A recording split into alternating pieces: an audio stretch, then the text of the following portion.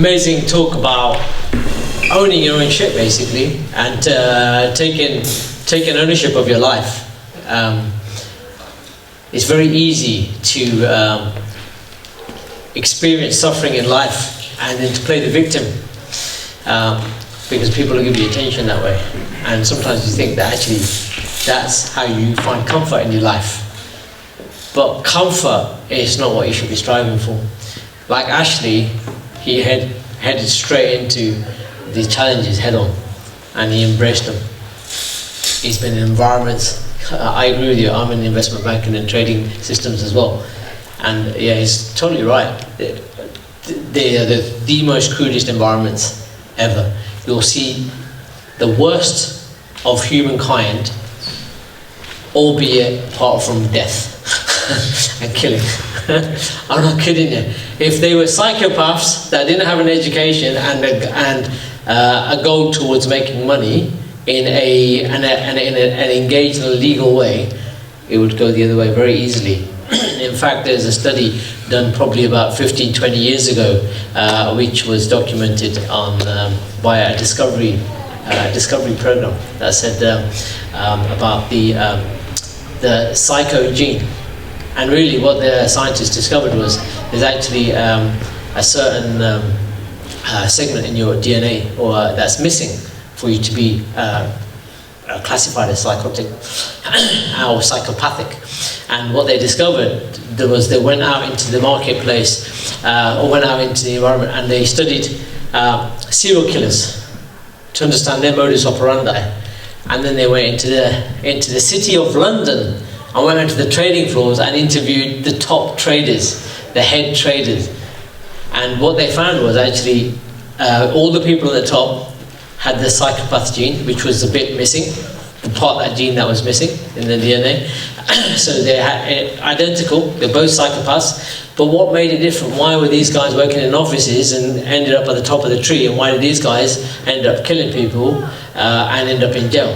Well, the only distinction was upbringing. These guys were abused as kids and ended up starting off by killing plants, flowers, pets, and then leading on to humans. And these guys actually had a good upbringing, a comfortable, nurturing upbringing, good education, but they applied their psychopathicness in a whole different way. So actually, the whole point I'm trying to make is trading floors are full of psychopaths, all right?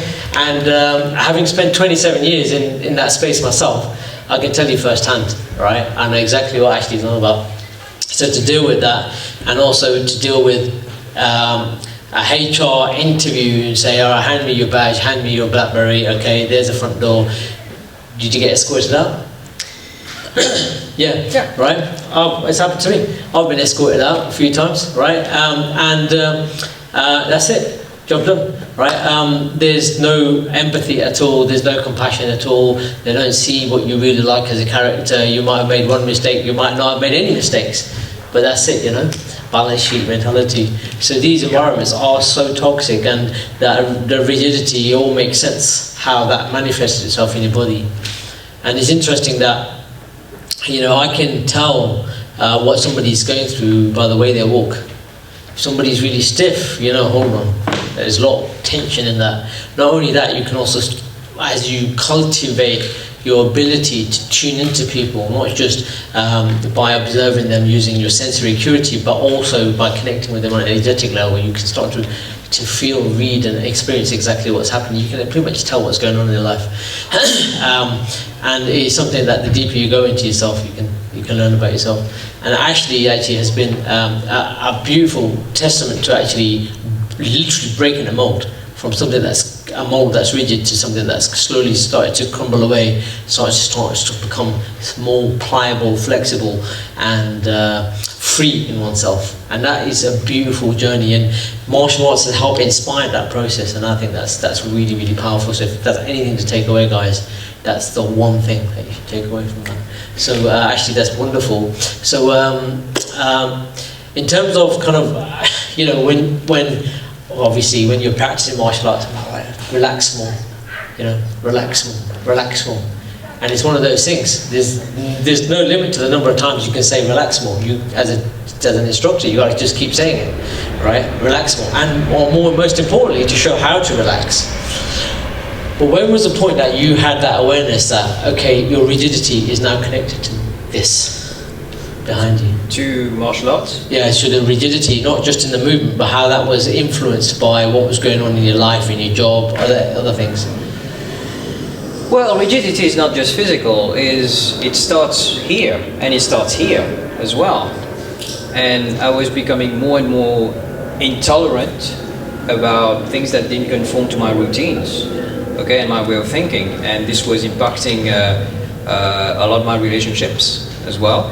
And I think that what was the thing which you probably noticed, it was not just rigidity at the beginning. And James, I think you remember that. The anger that was within me was crazy. It was just crazy. And anger is a form of depression in itself. And my whole being was revolting. It was the combination of the things that had gone wrong in my past, adding themselves to other things that started to go wrong. Now, mind you, I had a great career, and I'm very proud of what I did. But if there is one thing which is probably being underestimated nowadays, is the value of having a stable family system. I didn't have this. Okay, you have no idea how incredibly valuable this is. You see, because you come with like not an armor, but a set of tools to deal with these kinds of psychological aggression. You see, if you're not taught how to do it, then you'll be left in situations where you're doing things that you don't want to do, and you're doing without even thinking about it. Okay, so that was like everybody around me was noticing, but the problem is that I needed that anger just to survive in the various aspects of my environment. Not just work, but family dynamics as well. I just needed that anger to actually survive as well. Unfortunately, you don't choose your family; you can choose your friends, though. And I'm not saying that my family is completely nutcased, but the thing is, I would say that sometimes the people who think they have your best interest at heart don't know what the fuck they're doing. Yeah. Look, none of us grow up with a training manual how to do it right. Yeah. And although there's a lot of textbooks out there, right, who's actually practicing it and putting all the effort into actually ensure that they're implementing it the best way. So most of what we do in life, we're learning as we go along, right? We're learning on the job, as they say, and not necessarily making it up as you go, but just exploring it as you go. And that's a very powerful thing, because to know that, sometimes you just don't know what you don't know, and knowing that actually you're venturing into the unknown, and then you have to experience and learn as you go through. Sometimes those experiences are nice, that's all right. Sometimes they're not nice. So what's the lesson in it? And that lesson in it is something that's going to help you become better and closer to who you truly are. And that really is that process of self-realization. Yeah. Self-mastery is a process of self-improvement continuously. Self-realization is when you have that, I see myself, and now I can see the world through my true self.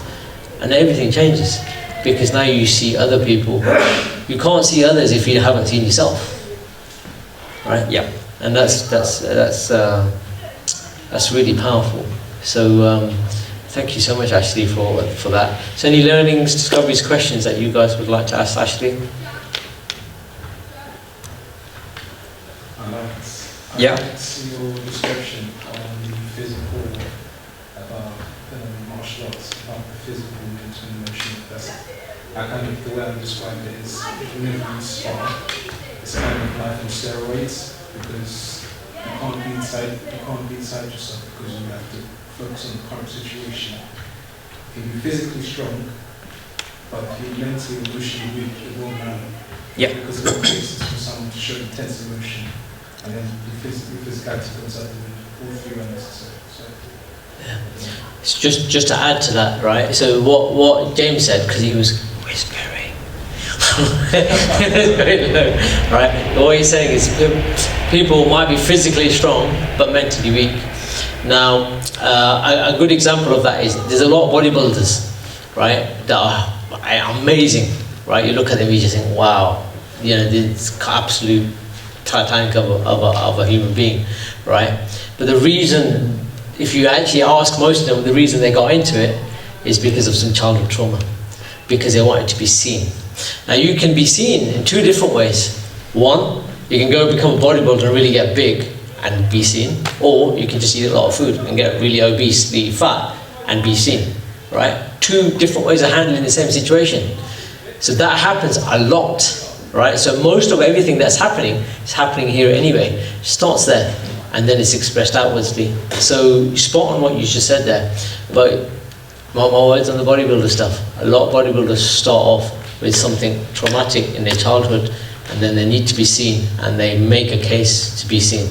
Lack of love, lack of attention, lack of guidance, lack of parents, and so on. So broken families and things like that. But to translate that into, say, bodybuilding is a much better way than to self-sabotage your body and your mind and your spirit and completely kill yourself the other way. Yeah. So there's loads of different ways that people do interpret that and then translate that into their everyday actions that slowly build up and show up in different ways. I know somebody that's done that as well. Okay, I'm not going to say who, but I know somebody that's done that as well, and they've done that to be seen because they were bullied as a kid, right? So you get that. Okay, a lot of people are going to martial arts because of mental health issues, right? Mental illness. Why? I can tell you, bullying is number one. Right, childhood trauma is at the top as well. Right, bullying is a top. Unstable family homes is in the top 5 as well. Mental health is 95% of people in martial arts because of some trauma.